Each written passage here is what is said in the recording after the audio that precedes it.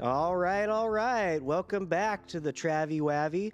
I'm your affable host, Travis Eason, and we are coming to you live again today from the Neon Parrot Studios, connected to Majestic Coffee Shop in beautiful historic downtown Abilene, live from the 325. If you want to come down and watch these shows, we do produce these Thursday mornings. You're welcome to come down, grab a cup of joe, and sit and watch. We love having a live audience. Please like and subscribe to this channel. We would love to build our subscription and be able to monetize on YouTube at some point in the future. Today, I have a really special guest who I'm excited to have today, Catherine Baumgardner. Welcome. Thank you. Glad to be here. Yeah, I'm excited to have you here too. You've got a really interesting story. You're an artist, a designer. You also have your own podcast, which we're going to talk about a little bit.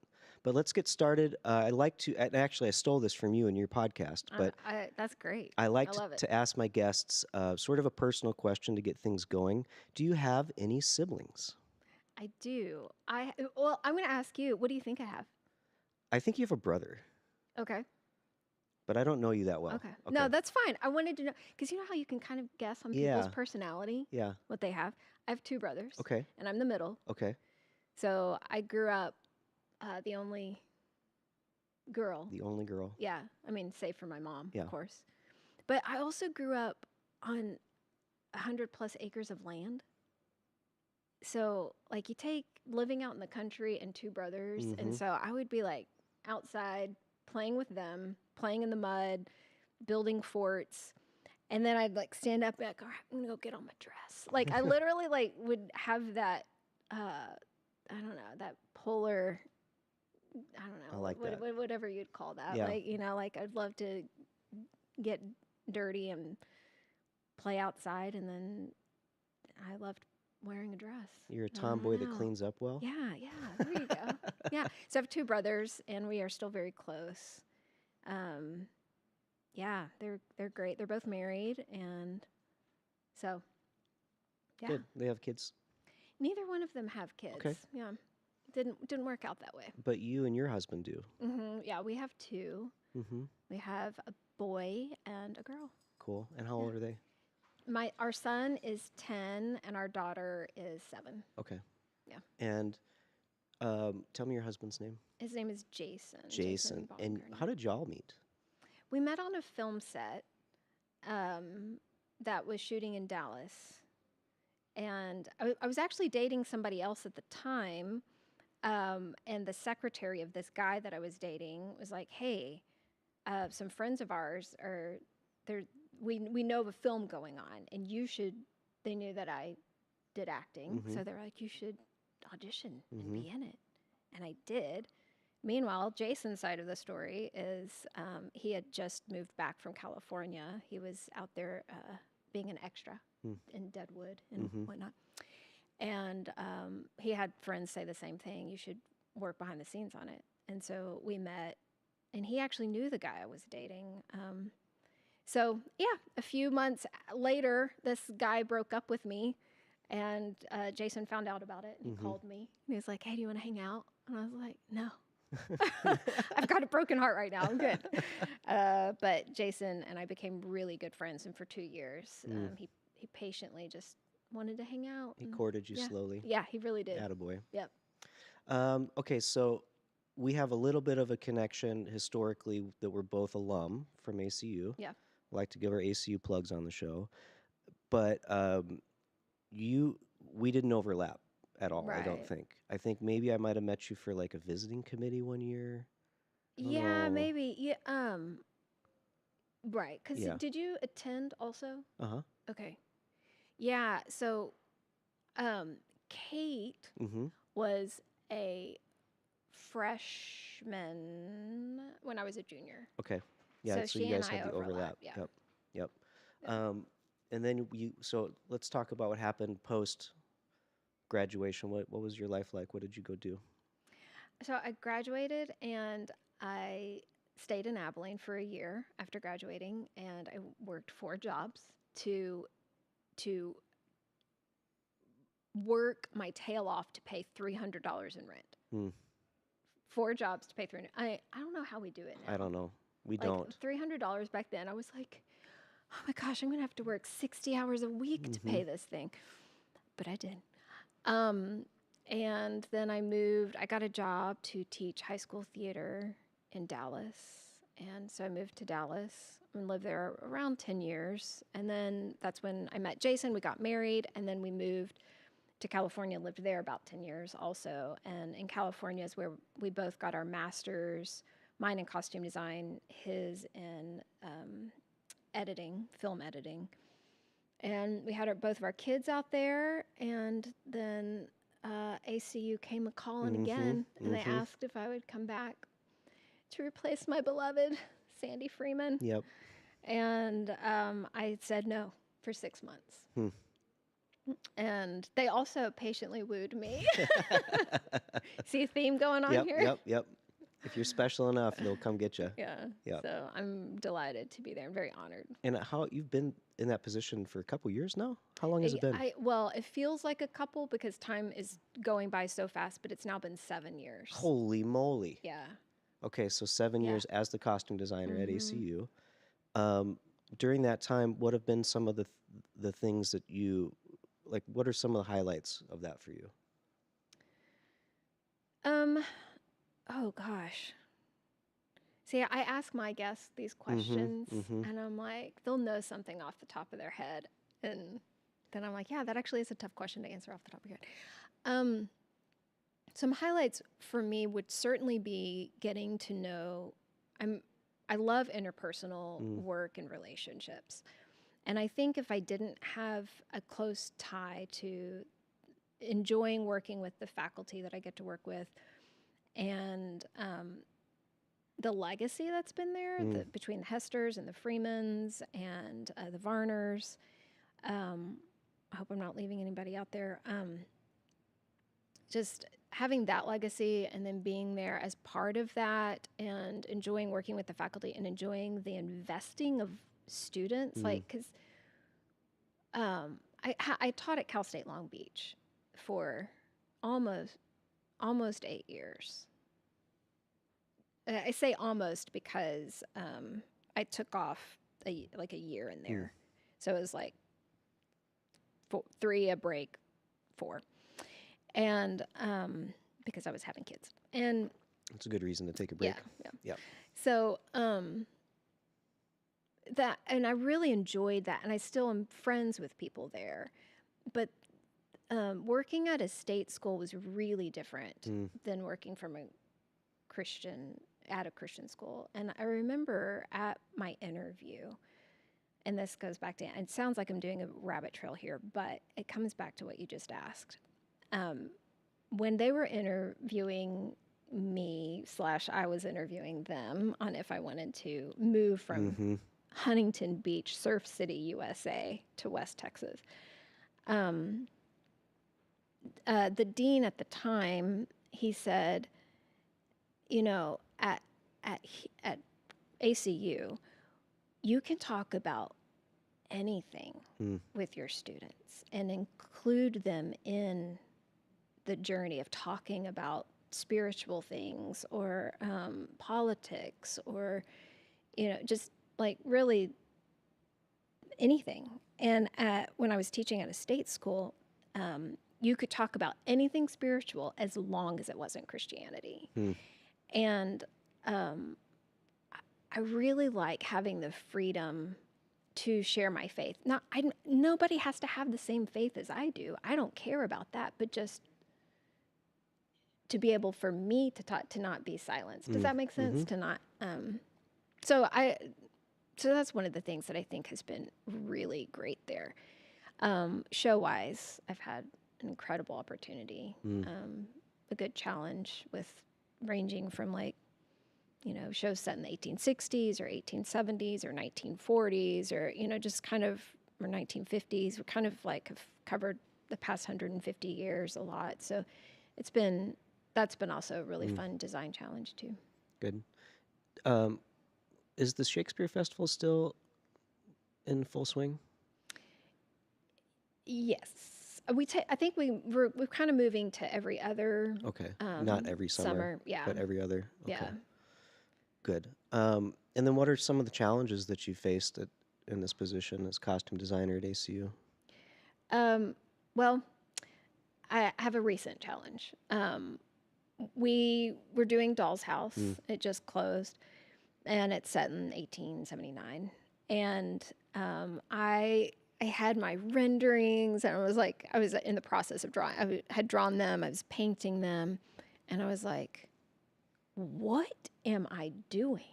I am giving myself way more work than is going to be possible to do because all of this I'm going to have to drape on a mannequin, come up with the pattern myself, and then there's no instructions. They're all going to be in my head. So then I would have to tell each of the students, okay, this piece you're going to sew here, just go do that and then come back. You know, I'd have to break it down. We just didn't have the time to do that, and our shop didn't have the skill to do that.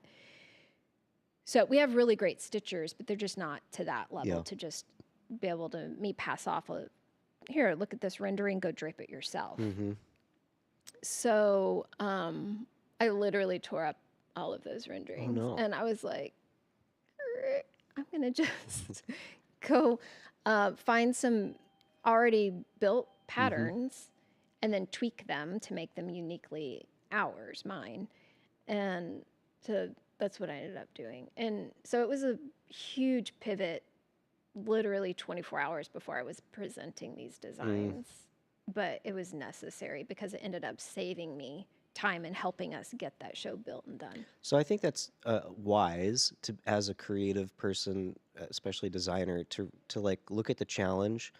And a lot of times we make that challenge ourselves, right? Like we're in charge of what it's going to look like, so we get to decide. But then whether it's like, oh, this is going to be exciting and I really want to build that thing, or I want to use this new tool or technique or whatever, but then to also have the wherewithal to pull it back and to say, wait a second, this really isn't about me, it's about the show or whatever, and what do I need to do to actually get it done? And that doesn't come overnight. I mean, that takes a lot of experience and a lot of time in the weeds to recognize, like, oh, I made too much work for myself. Right.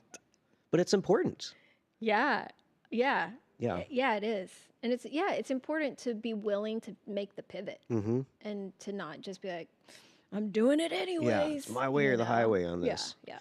So let's talk more about that. So about design and creativity. How do you get inspired? Oh, artist dates. I love artist dates. So, what's her name? Julia Cameron, who wrote The Artist Way. Great book. She talks about artist dates, and I started doing them in when I was getting my master's in grad school, and so it was fun because you had to do them. They were assignments, but it was like, you're like, oh, this is a great thing to add to my little tool belt here. So I literally just anything that's going to fill the well. So if I am designing something and I'm hitting a brick wall and I don't know, either either I'll draw it, I'll sketch it up. I'm like, that just doesn't feel right. Something's not right. Or I don't know what direction I should take this character. First of all, I always go back to the script and the characters that are there in the script. And then after that, I go back to my research. And just like, okay, well, I don't have enough of the research in my body, in my bones from that time period, from that location, because that also matters, if it's 1940s New Orleans or 1940s New York. They're totally different. So just going back to the world, the research of that, the research of clothing worn at whatever time period.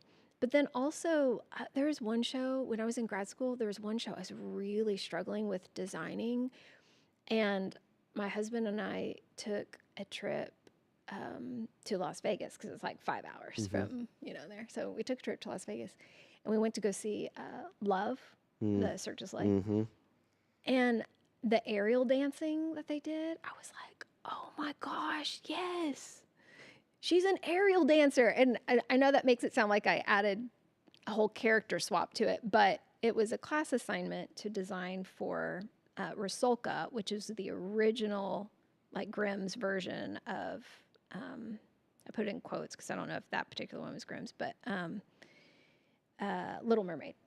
And so I couldn't figure out how, like, I was like, I want her to be here, but what is that? And so, so anyways, it was just like seeing other shows was inspiring. Going to museums is inspiring. Sometimes walking through nature, you know, and like looking at the way a vein in a leaf can give me an idea.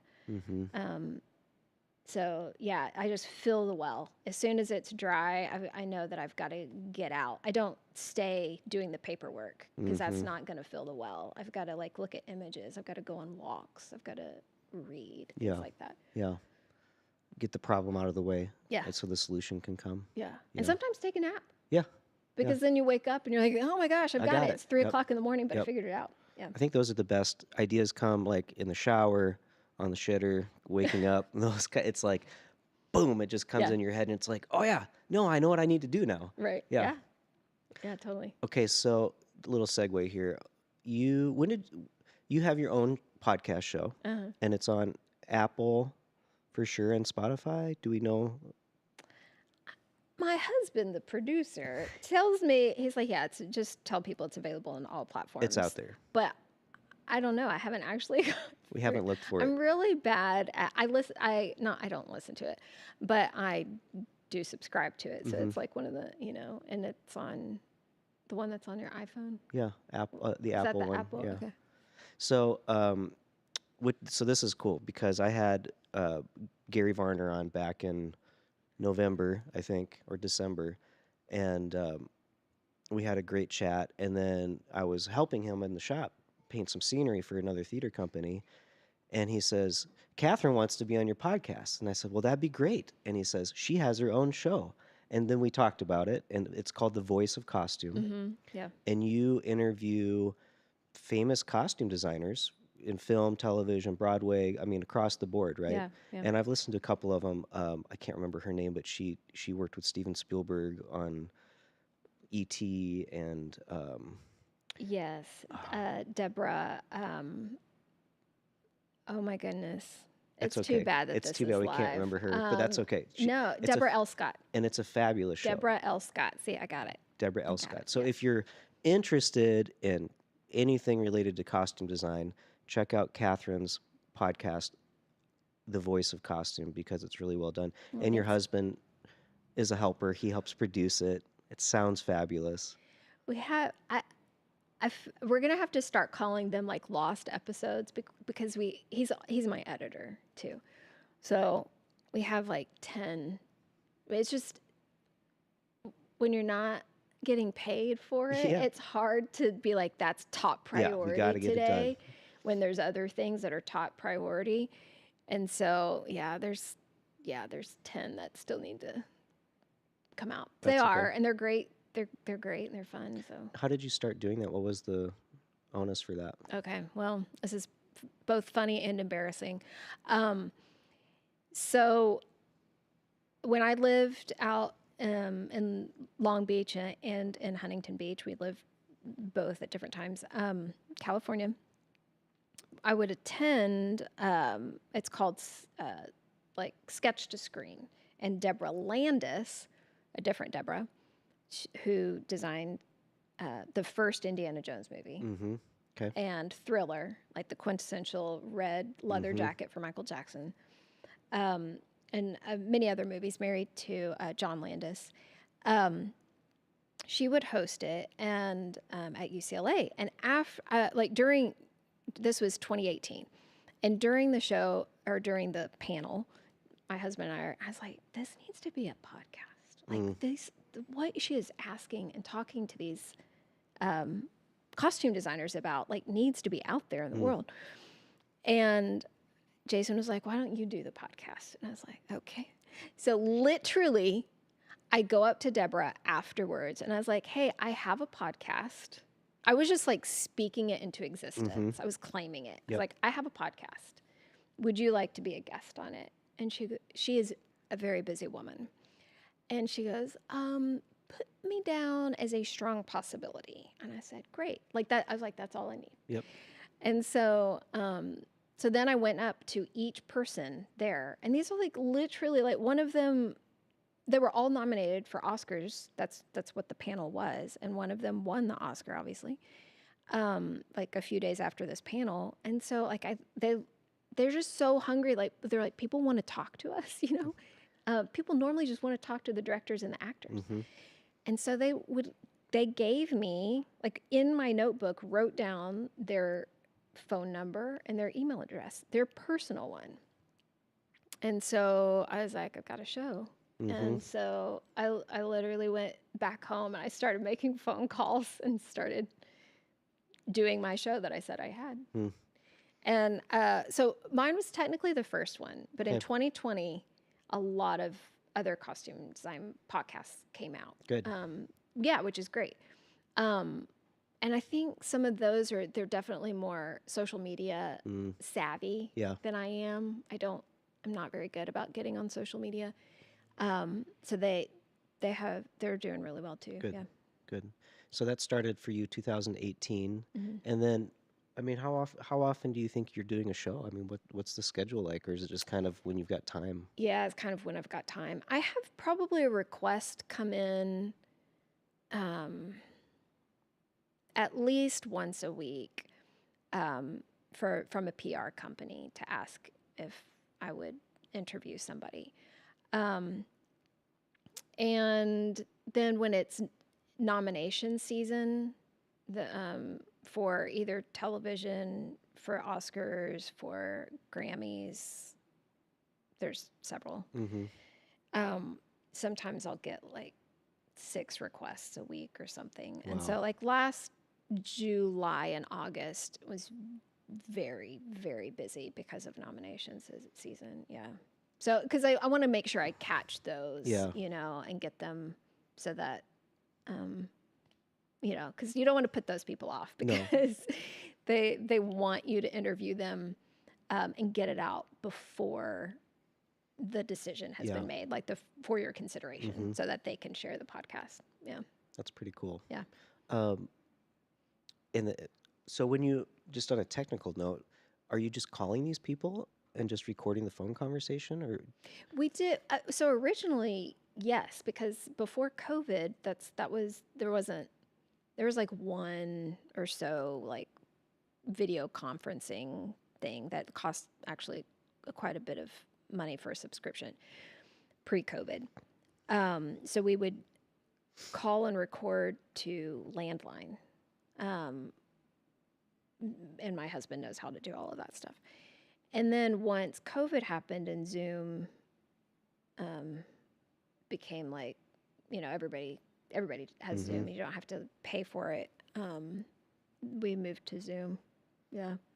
We just now started asking them if they're okay if we put it on YouTube, but every guest previous to the last few ones, we're like, this is not video. I see you, but don't worry, we're not going to publish the video part of it. Capturing the audio part of the content. That's pretty cool. Do you have, I mean, is it something you want to continue to do? All of it, or any aspect? Well, I mean, any aspect of it. Yeah, I need to revamp it though. And by revamping it, I just mean, I don't know. I mean, like, I want to get, I don't know. I have companies reach out to me and they're like, we see that your stats are like really high, so can we help you and do your social media for you or edit your episodes for you? And I'm like, okay, tell me what you offer and how much it costs. And I'm like, no, I'm not getting, like, when they send me the cost, I'm like, I'm not getting any money for this. I'm certainly not going to pay you money for it. So, so there needs to be some sort of revamping to, I don't know, catch a bigger audience. Although we do have listeners from around the world that, you know, you can see on your stats. So Maybe, that's pretty great. I mean, I'll just throw a little idea at you. Oh, 'cause please it's something do. that Sam and I talk about is just, we just need a good college intern. You know, just somebody that can give us a couple hours here and there and just help. Yes.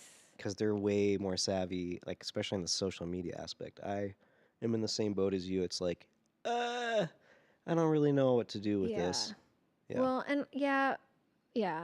My husband was figuring out how AI can help with the social media aspect, but it still takes time to do even that. Even if Mm-hmm. you're like lessening how much time it takes for you, it still takes Still time. takes And time. so when both of you have full-time jobs, and we homeschool our Mm-hmm. kids, and we run an Airbnb business, and my husband writes screenplays, and so it's just like, where is it? Where's the time? I don't know. Yeah.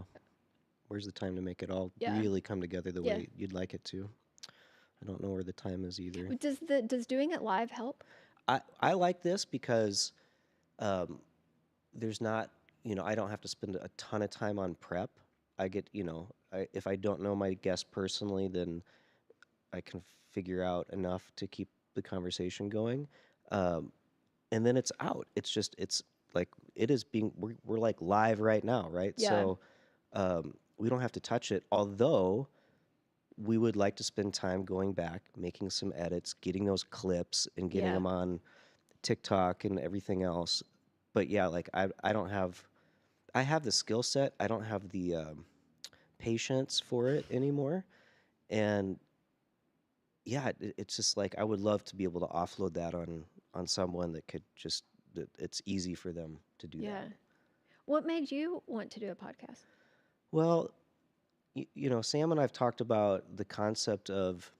I think this kind of stemmed from like there was this idea going back to the Neon Parrot Lounge. Well, we may not have a budget to bring in bands from out of town, Yeah, but Austin City Limits hits once a year, and there are lots of performers that just kind of float around the area hoping to get on or whatever. And we found, even, that was 10 years ago, that we could get some of those bands to come in and play, feed them, give them drinks, maybe put them up a little bit if they needed some help with that. And we got some really great musicians and groups to come through. So I think that was kind of the like idea that maybe we could offer more. Like maybe we could record the show. yeah. Maybe it could be streamed live. Maybe not. Maybe we could sit down with the band afterwards and do a little podcast. So that was kind of like That's cool. the rough idea. And then this past summer we started doing these free concerts at the Cotton Warehouse. Like we did once a month through December. We're gonna have a meeting today about maybe starting that up again in this spring. But Where's once the we Cotton Warehouse? Cotton Warehouse is just a few blocks from here, over by like right behind Air Gas, across the street from Frontier, Texas. Oh, okay. Third and Plum, I think was the address we Okay. were using. It was a cotton warehouse. It burned down probably more than once, but the brick walls are still on the outside of the building. Nice. Big green warehouse doors, and the inside's just like a city block. It's huge. It's great. Wow. Um, some of us might do a little camp out there this weekend just for Oh, how shits and fun. giggles. So anyway, when we started doing that show, it's kind of like, I don't know if you feel like this, but a lot of times, if I'm going to take on a creative project, I get a I get a sense of how much resistance there is in the Mm. universe towards it. Mhm. And Mhm. sometimes it just flows out. And to me, that's like God or the universe just saying, no, you're in the light, stay in the light, you're moving in the right direction. And that kind of happened with us this summer. It's like things just kept falling into place. Not that it wasn't all, there was a ton of struggle, but the big pictures just kept falling into place. And, the sound system, the stage, the cameras all kind of came in like in the same month or two. And when Sam got access to the camera rigs, they're a little dated. I mean, it's like 20-year-old technology, but they work great. I know we're not like the cutting edge kids that are doing other podcasts in town, but Hey, I'm on Zoom, so it is what it is. But he said, let's do the podcast. Let's yeah. start doing that. And that was early September. And I said, well, what are we going to talk about? And originally, he and I were going to talk and try to bring in local artists, entrepreneurs, personalities in the community. And we have been doing that. And it's been, for me, it's kind of a treat. It's like, this is what I get to do Thursday mornings, and then support the next show, Ben's Breakdown with Ben, the sports cast. And supporting Sam with the singer-songwriters open mic that we do Sunday nights, or that he does Sunday nights. And other music, Danny James was in last night, did a live show Mm. here on the stage. Um, so I don't know. It's kind of like we opened up a portal or a window just to Yeah. be able to help Yeah. get more content out there. That's great. Yeah. Have you read Stephen Pressfield's book, War on Art? No. Is it called War on Art? War of Art? I think it's War on Art. I have not.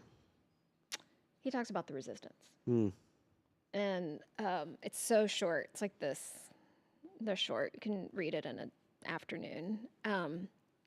It's really powerful because he talks about the resistance to write books, the resistance to write a screenplay, the resistance to do art, period, to create. Being a Christian, and my husband and I've talked about this, and I realize other people will say, "Oh, it's the universe," but being a Christian, I personally will have a different, like, I'll be like, "Oh no, that's like Satan. Satan doesn't want you to create." And why? Because it changes people. Art changes people, and Satan wants us to either stay where you are. I bet Satan loves the Bible Belt. Because you know what? So many people in the Bible Belt are just so good with just, I get up, I go to work, I go to church on Sunday, I do this, I just do all the little things. And that's actually really fine with Satan. Mm-hmm. Yeah. You know? There's no revolution in that. There's no change. It's like, it's the need for control and comfort that I think is especially prevalent in this. I'll just say the Bible Belt, but it's definitely a worldwide problem. And just the resistance is exactly right. It's like it pushes against, like, don't create. You don't know what you're doing. It's like all those lies. Yeah. The false identity starts coming in. You're not good enough. You're not good enough. You don't know what you're doing. People are going to find out you're a fake. Yeah. And that you actually don't have the answers. Or you're not going to get it done in time. Yep. Or wouldn't you rather do this than this right now? No one's going to like it anyway. Yeah. Yep. Yeah, all the things. No one's watching. All no one's the listening. lies. Yes, absolutely. Yep. And then we start agreeing with them. We start, that's right. Yep. That's right. I'll just stay in my lane then. And we've even, with our kids, we've started doing a thing where we're like, we're going to identify the lies we're believing. And so if we see that one of our demeanors has kind of shifted and changed, we'll ask the person. And like literally my daughter, this was like, she's 7 now, so I think she was 5 or 6 when this happened, but she'll still do it today. But I remember the first time she did it, I was like, she put her hand on my cheek and she goes, "Mommy, I think you're believing a lie right now." She goes, "What lie do you think you're believing?" And I was like, I am believing a lie. I'm believing a lie that I'm not good enough, that I'm not a good mom, that I'm not good at this particular thing, whatever it was I was doing at the time. And she was like, "Well, let's speak the truth into it." And I was like, "Oh my gosh, you're mirroring what we're trying to teach you. You're mirroring back to me. Thank you."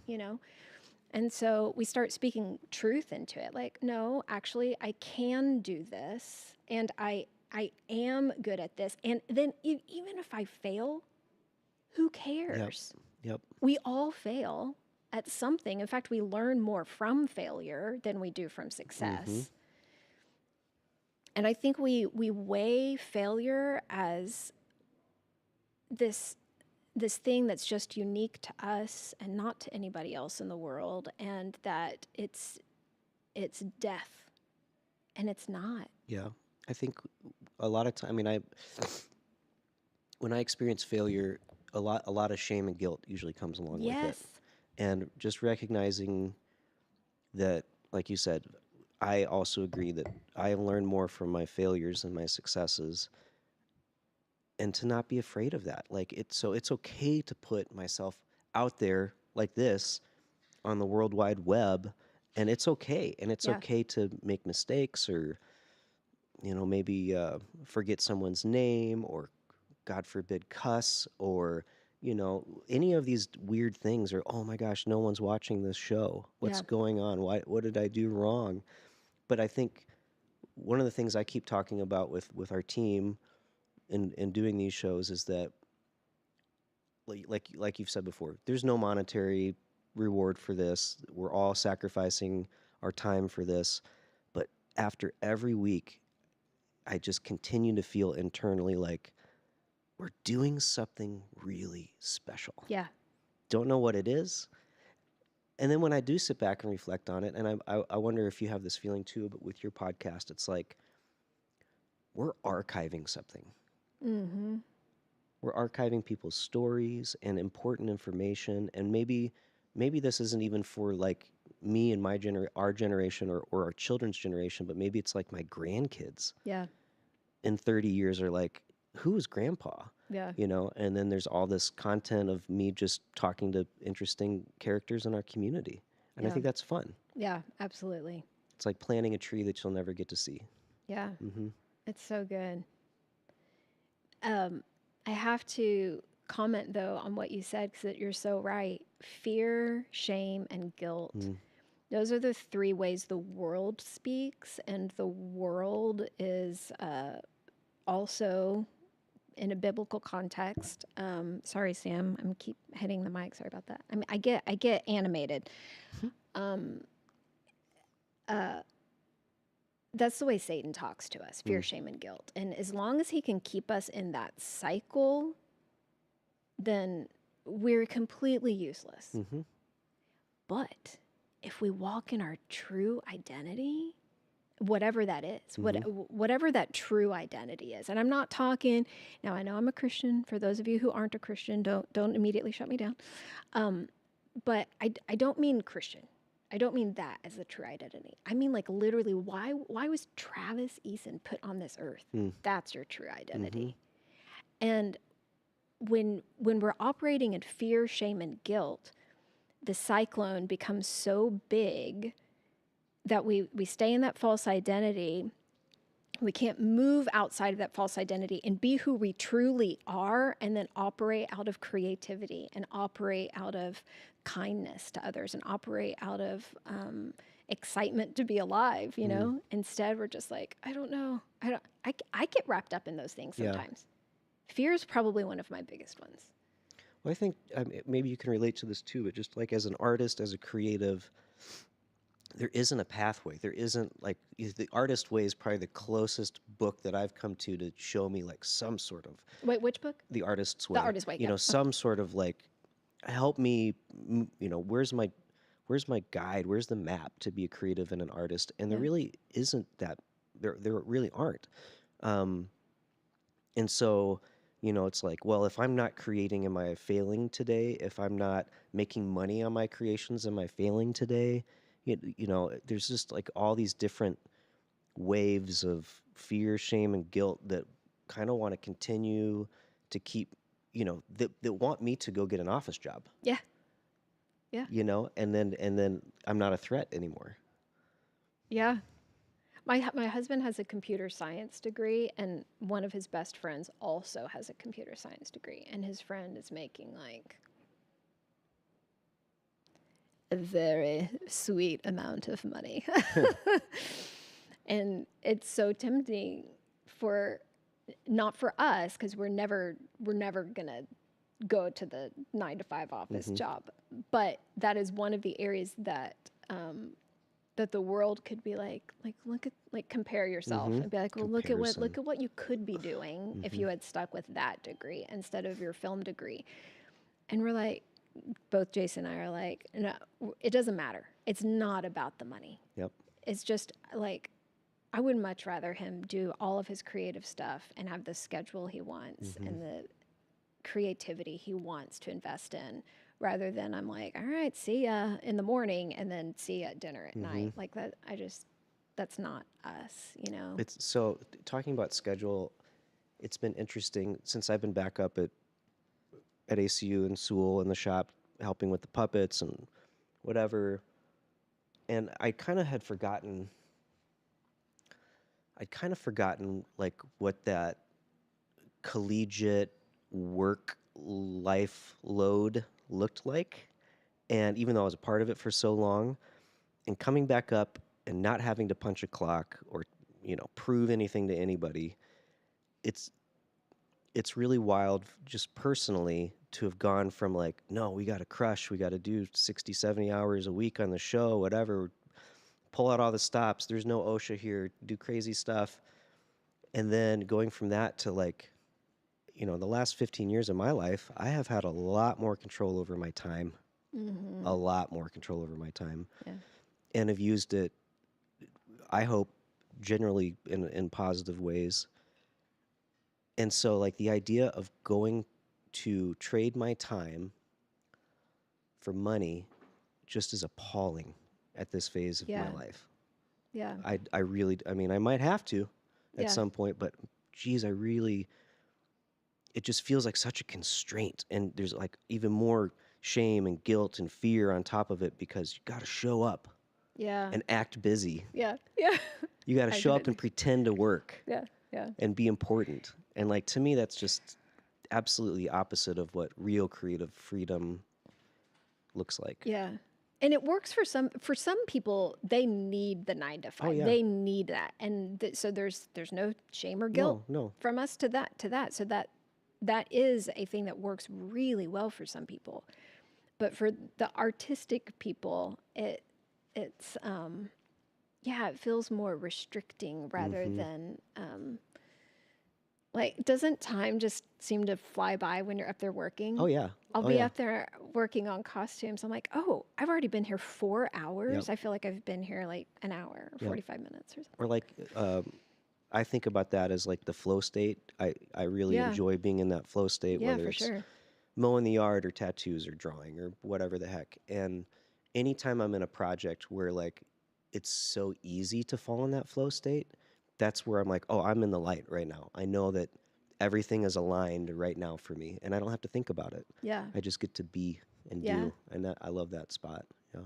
When did you get you've been doing tattooing for so long. What started that? My former wife, Kate, she encouraged me to get into it and try it because at the time, this was the summer of 2010. We were doing the Shakespeare Festival, Othello. I think Okay. we're doing Othello and Folks.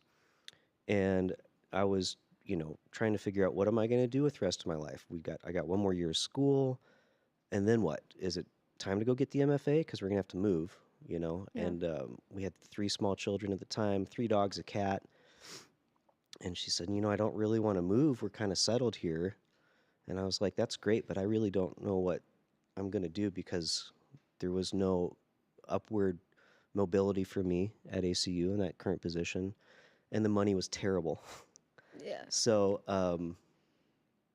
anyway, that just kind of started the journey of discovery about was that a path forward for me, um, and it was a great it is still a great path forward, and it solved problems for me. I knew I wanted to be at home with the kids more, you know, being a full-time student, full-time work, doing side projects to make extra money, theater schedule, rehearsal schedules, Yeah. pain, you Yeah. know. Yeah. So all of that, I just wanted to like focus on the family, focus on my children, and yeah, I'm really grateful that it worked out that way. Yeah, I started a private studio at my house from day one, Do you and watch YouTube videos and how to how do you learn YouTube wasn't how really. to I mean, YouTube was wasn't really a around then, thing? but it wasn't like it is today. Um, so I reached out to some other artists. I bought a lot of books. Yeah. There's some really good books back then. Still are. Um, I would go to educational conferences and meet people and learn. And I don't want to say trial and error, but there is an aspect to just like in anything, you hope to get better and polish your skills the longer you do it. Yeah. And I realized I had someone tell me, and I got a lot of tattoos. I went and got tattoos from people that I respected, and I thought their work was good and asked questions. Um, but I had a gal, Andrea, who did most of my arm, and she said we were talking during one of these 9-hour tattoo sessions about what it means to be a tattoo artist and how are we going to survive. And um, she made a comment about like with her clients, like she felt like every 6 months she should be improving as a tattoo artist. Mm. So that if you came and got a tattoo from her and then 6 months later came and got another one, it would be substantially better. And I had to sit with that for a little while, but I think over time, I think that's absolutely right. Like, um, I've got a lot of friends. I've got done a lot of tattoos on, and it's always I don't know. It's kind of fun for me to look at things on them and say, "Man, I could do so much better now." But I don't want to tell them that. But that's the feeling is like I'm Yeah. always wanting to improve and get better, but I'm also uh, I try to create room and allowance to allow that to happen. Yeah. You know, Yeah, that's good. I don't know if that answered your Yeah, question very no, good. that's good. Been asking Yeah. some good questions. Most of my guests don't get into the weeds with me. Oh, That's have you good. shared any of your tattooing stories on here? Not yeah, that was probably Not the yet? first one on that one. So did you grow up in Abilene? Not really. We lived I lived in Fort Worth for a little bit and then in a town called Azle, which is Hazel. Okay. yeah, which is kind of northwest of Fort Worth near Weatherford, in Saginaw area. And that's where we lived on the land. Okay. And when I was a freshman in high school was when we moved to Abilene. Okay. And then I did my high school and my college years in Abilene. Were you a And then Cooper kid or an Abilene High Eagle or an okay. ACS? Okay. So when I lived in Azle, Mm-hmm. my mom taught at a private school.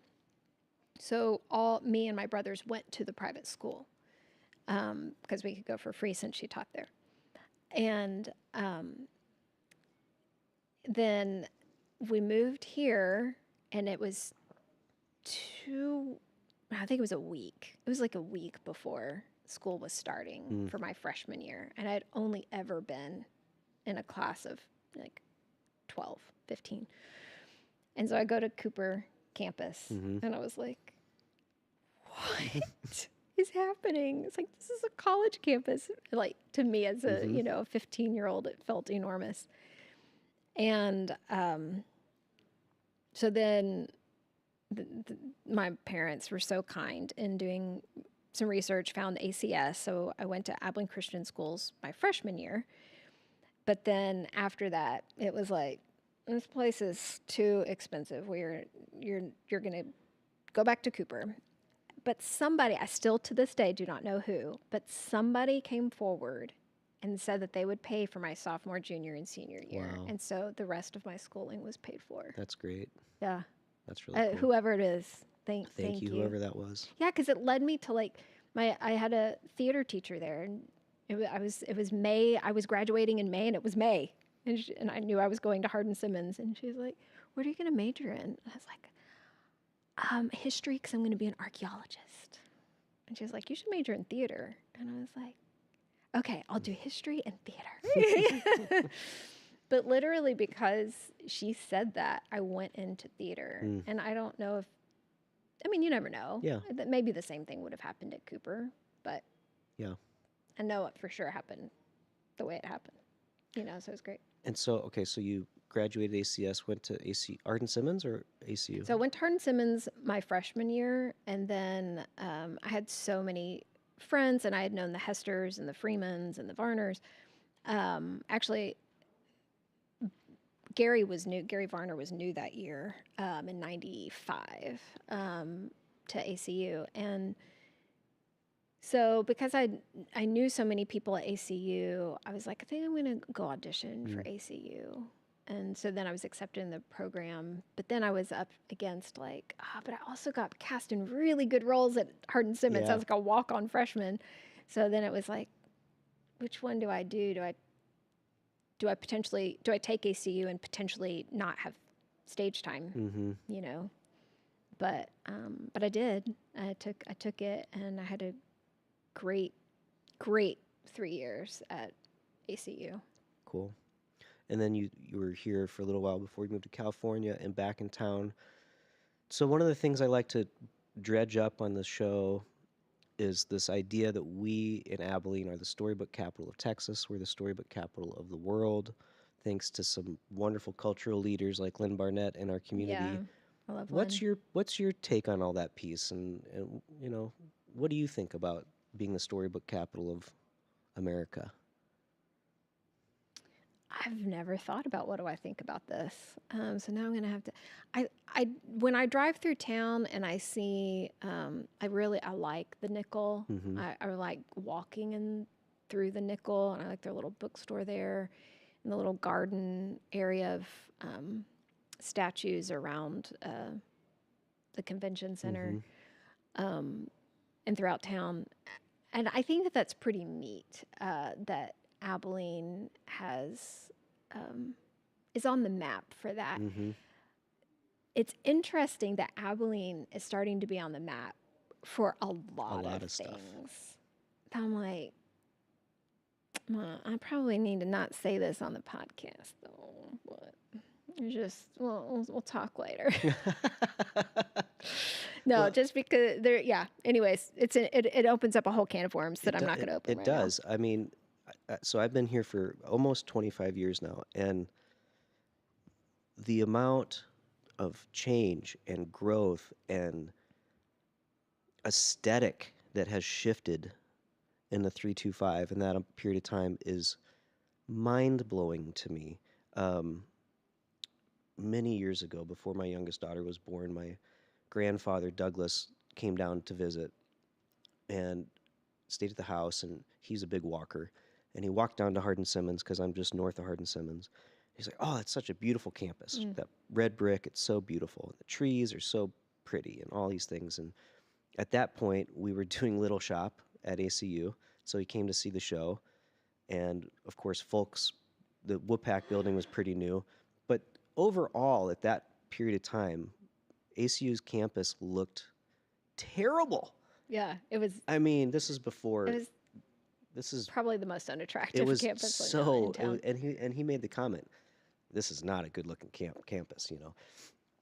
And yet today, or later on today, when I go up there, I'll be impressed again because all these beautiful buildings and all this architecture and the tree Yeah. planting regimes, and that's not only true there, but on the other campuses in town and downtown and the cultural district, and it just at Yeah, south it's side and the impressive. north side, it's like everything is just booming and growing, and there's all this talk about more money coming in with this data center for AI, which we've talked I about. heard. I don't know if this is true, but I have a close source to somebody in the Pentagon, and they said that ACU, not ACU. I'm so sorry. Abilene has one of the most stable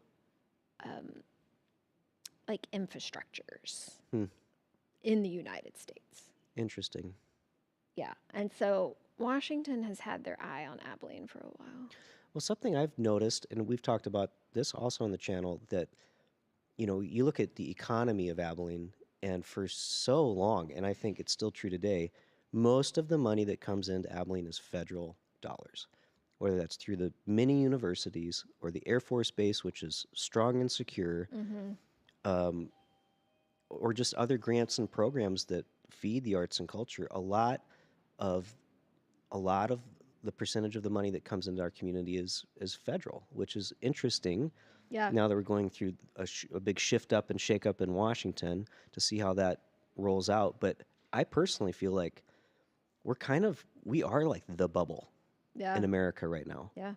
in a really weird way. There's only Mm-hmm. a few other communities that I can think of in other states that would have anything like what we have here, as far as like you said, like security, and we're like not a threat.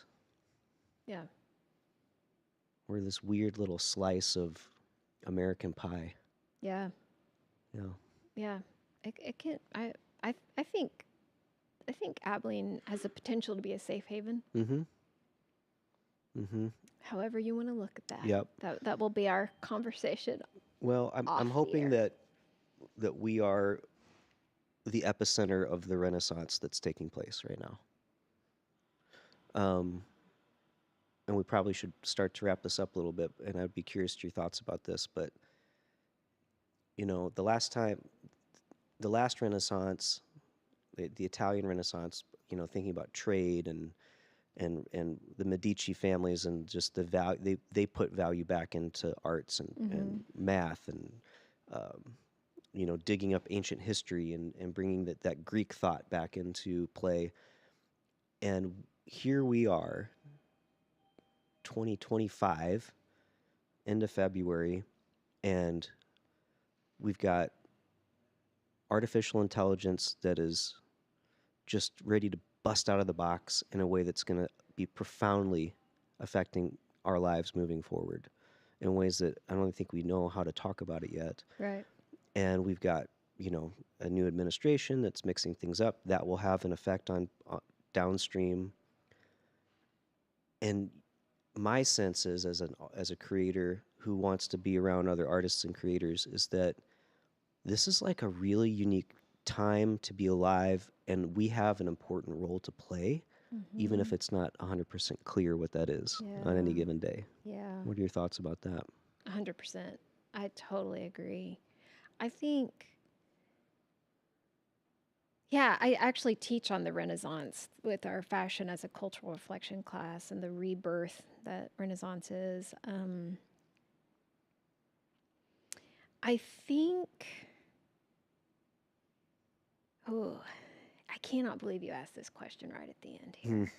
This is going to probably have to be a part 2 We because can do a I'm going part to 2. drop a bomb. Yeah, good. Are you ready for Oh the yeah, bomb? let's go. I think all creatives will well, oh gosh, I'm trying to figure out how neatly to wrap up this bomb and if I just let it go. Let me back up. So yes, I agree. I think creatives are so vital. They've always been important. And I mean, even in science is important, and in math it's important. And we can't create anything if we don't have the imagination to go, well, why is that that way? I need to figure this out. Why did this apple fall to the ground?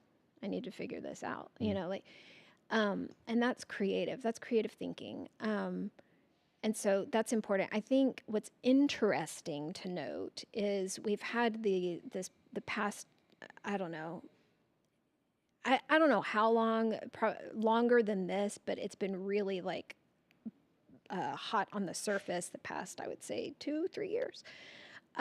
Like, what is a woman? What is a man? Like, what is gender? And that's been the question. And I think because of AI, we're going to be moving into what is human. And I think that can be a really scary, slippery slope. If it's just left for people to make that decision on their own. Does that make sense? I think so. It's a bomb. Yeah. It's a bit of a bomb, and there has to be more unpacking. Yeah. But I don't know. I just wonder what kind of cusp we're on right now because of we don't know how to talk about AI just yet. No. There's some really good things about AI. Absolutely. Really good things. There's also some really scary things about AI. But there's really good things about the phone, and there's some really scary things about the phone. So I'm not just putting it in its own category that nothing else is in that category with it. But yeah, it's a really interesting world we're living in right now. We're on the edge of some sort of technological tomorrow that even the best minds are struggling to communicate what that might look like. Yeah. So we're all in it together, sort of. Yeah. As the veil is lifted. Yeah. Yeah. Well, would you come back on the show? Sure. Maybe we can unpack more of this. This is an interesting if discussion. you're at all interested Yeah, in we could hearing do my that. just humble personal opinions. That's good stuff. So if people want to catch your show, they can find that on most of the media I've outlets. been We told- think I've it's been everywhere. told most, YouTube, yes. Spotify, Apple Podcasts. Yeah, of- and I have the website is also voiceofcostume.com, where you could like scroll through and see the images of the guests. Yeah. Yeah, give it a listen if you haven't, because Catherine has some great guests on that channel also. A fun one. Most of them are 45 minutes to an hour 15, but a really short one is around 30 minutes, and it's Tom Broker who does currently the SNL costumes. Okay. And so that's like if you want your toe dipped. Yeah. That's a Go good check one to out that start one. on. Good. Yeah. And for you personally, you've got Percy Jackson coming up, which With some you. student designers. That's Yeah, right. we're doing that Yeah. together. And then, is there a Shakespeare Festival this summer? Who knows? I believe so. And will you be here for that? No, that's No. why I don't know. It's been a up and down kind of discussion Yeah. between all of us on if Yeah. it's happening. It's not an easy production to put on. Yeah, I did both of the Shakespeare shows a couple of summers ago, and I took it on with Mm-hmm. all the rigor possible, and I had a blast doing it. Like I made the fabrics, like literally made the fabrics, and then dyed other fabrics and draped every costume. So it was all like uniquely designed because it was midsummer, and this one with the twins. Mm-hmm. There's a lot of them with There's twins. a lot of twins. There's a lot of twins in Shakespeare. I can't think of it right now. Twelfth Night. Twelfth Night. Yep. So yeah. So I had a blast doing it, but it does take up the Takes summer. a toll. Yep, it does. So, this is the last show. Then you're going to take the summer off. Yes. Yeah, more than likely. Yes. Cool. Yeah. And I have a wedding dress I'm making. well, that's fun. That's a Yes. project. Cool. Yeah. So we can get you back on the channel maybe in a few months, and we'll discuss art and technology. That might be fun. Oh yeah, that sounds fun. You know. Cool. Yeah. All right, y'all. Thank you for watching. Again, if you haven't subscribed, please subscribe. Please like, leave a comment. Come down Thursday mornings and grab some coffee and sit in here and watch us talk. We'll have another great guest next weekend. Excited about the lineup coming. Anyway, thanks for watching again today. Thank you, Catherine, for being here. Thanks for asking me. Thanks for having me. And we'll catch you guys next week. Have a good one.